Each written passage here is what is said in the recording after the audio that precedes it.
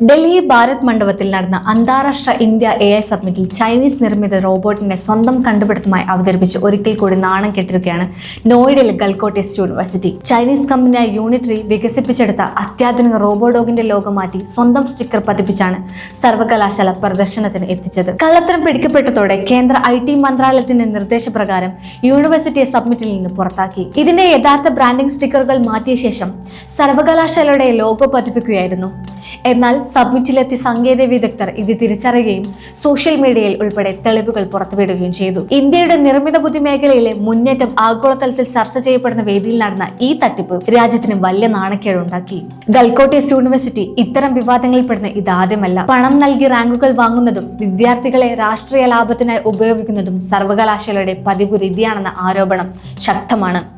നേരത്തെ BJPക്ക് വേണ്ടി വിദ്യാർത്ഥികളെ ഉപയോഗിച്ചതും സർവകലാശാല വിവാദം സൃഷ്ടിച്ചിരുന്നു. കഴിഞ്ഞ ലോക്സഭാ തെരഞ്ഞെടുപ്പിന് മുന്നോടിയായി കോൺഗ്രസിനെതിരെ ഡൽഹിയിൽ നടന്ന പ്രതിഷേധ പരിപാടികളിൽ ഗൽകോട്ടിലെ വിദ്യാർത്ഥികളെ വ്യാപകമായി പങ്കെടുപ്പിച്ചിരുന്നു. തെരഞ്ഞെടുപ്പിന് മുമ്പ് രാഹുൽ ഗാന്ധി ഉയർത്തിയ പൈതൃക സ്വത്തവകാശം ഉൾപ്പെടെയുള്ള വിഷയങ്ങൾക്കെതിരെ കോൺഗ്രസ് ആസ്ഥാനത്തേക്കാണ് വിദ്യാർത്ഥികളെ കൂട്ടി പ്രതിഷേധം സംഘടിപ്പിച്ചത്. എന്നാൽ കൗതുകമായ കാര്യം, പ്രതിഷേധത്തിനെത്തിയ വിദ്യാർത്ഥികൾ മാധ്യമ സംഘങ്ങൾക്ക് മുന്നിൽ നാണം കെട്ടതായിരുന്നു. എന്തിനാണ് പ്രതിഷേധിക്കുന്നതെന്ന് ചോദിച്ച മാധ്യമ പ്രവർത്തകർക്ക് മുന്നിൽ ഉത്തരം നൽകാതെ വിദ്യാർത്ഥികൾ വിയർത്തു. കയ്യിലുള്ള പ്ലക്കാർഡുകളിലുള്ള വിഷയങ്ങൾ ചോദിച്ചപ്പോഴും അബദ്ധ പെരുമഴയായിരുന്നു വിദ്യാർത്ഥികളുടെ മറുപടി. പ്ലക്കാർഡുകളിൽ എഴുതിയിരുന്ന അക്ഷരത്തെറ്റുകളും വലിയ പരിഹാസത്തിന് ഇടയാക്കിയിരുന്നു. രാഷ്ട്രീയ പ്രതിഷേധങ്ങളിൽ പങ്കെടുക്കാൻ വിദ്യാർത്ഥികളെ നിർബന്ധിച്ചതായും വെളിപ്പെടുത്തലുകൾ പുറത്തു വന്നിരുന്നു. പരിപാടിയിൽ പങ്കെടുത്താൽ നടി കങ്കണ റാണാവത്തിനെ കാണാമെന്ന് പറഞ്ഞായിരുന്നുവത്രേ അധികൃതർ വിദ്യാർത്ഥികളെ ഡൽഹിയിൽ എത്തിച്ചത്. കൂടാതെ ഇന്റേണൽ മാർക്ക് നൽകാമെന്നും അധികൃതർ വാഗ്ദാനം ചെയ്തതായി വിദ്യാർത്ഥികൾ തന്നെ സോഷ്യൽ മീഡിയയിൽ വെളിപ്പെടുത്തി. ഞങ്ങളോട് ക്ഷമിക്കണം, രാഷ്ട്രീയ ലക്ഷ്യങ്ങൾക്ക് വേണ്ടി ഞങ്ങളെ കരുവാക്കുകയായിരുന്നു എന്നൊരു വിദ്യാർത്ഥി കുറിച്ചത്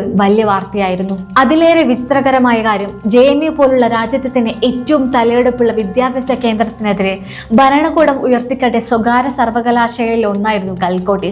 മികച്ച ഗവേഷണങ്ങൾക്കും ഭൗതിക ചർച്ചകൾക്കും പേരുകേട്ട JNU പോലുള്ള സ്ഥാപനങ്ങളെ അധിക്ഷേപിക്കാൻ ഗൽകോട്ടിനെ പോലുള്ള സ്വാശ്രയ സ്ഥാപനങ്ങളെ ഭരണകൂടം ഉപയോഗിക്കുന്നു എന്ന വിമർശനം ഉയർന്നിട്ടുണ്ട്.